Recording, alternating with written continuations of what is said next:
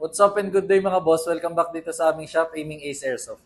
And for today, meron tayong unit for shipping kay Boss Kyrie Teo of Cainta Rizal. Ayan. Ito yung kinuhang unit ni Bossing. 1911 na floral. Ito yung baril ni Tanggol. Kung nanonood kayo nung kay Coco Martin. Ayan. Tapos engrave nga pala yung nito, design. Makikita nyo. Engrave siya. Napakaganda ng design niya. Subukan natin yung unit ni Bossing.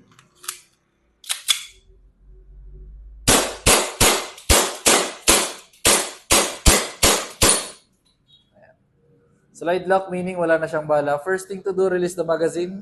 Then release the slide. Rest the hammer by pressing the trigger. Tapos, lagi nyo siya kailangan i-rest para sure na hindi puputok yung barrel for safety purposes. Release magazine, then release slide. Lagi nyo pipindutin ang trigger. Kasi pag hindi nyo pinindot, tapos binalik nyo tong magazine, tapos accidentally napindot nyo yung trigger, puputok siya. So for safety purposes, release magazine, then release slide, then rest the hammer by pressing the trigger. Para pagbalik nyo nito, hindi siya puputok kahit anong pindot ng trigger.